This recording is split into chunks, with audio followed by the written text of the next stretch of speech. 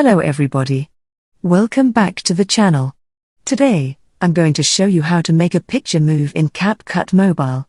I can explain it on very simple way. So let's jump right into it. First, open the CapCut app on your mobile device. Once you're in, tap on New Project to get started. Next, add your main video to the project. This will be the background over which you'll animate your picture.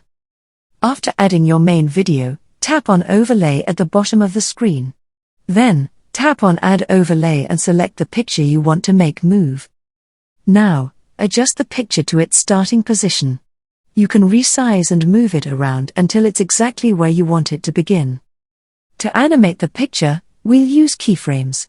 Tap on the diamond icon at the bottom to add a keyframe at the current position.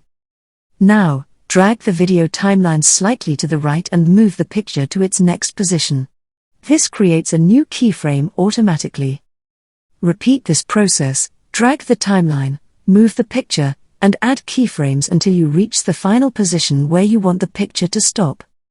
Once you've added all your keyframes, play the video to preview the animation. You should see your picture moving smoothly across the screen. If the movement isn't as smooth as you'd like, you can go back and adjust the keyframes. Make sure the picture's position changes gradually between keyframes to ensure smooth animation. And that's it. You've successfully made a picture move in CapCut Mobile. If you found this tutorial helpful, please like and don't forget to subscribe for more videos like this one. Thanks for watching, and I'll see you in the next video.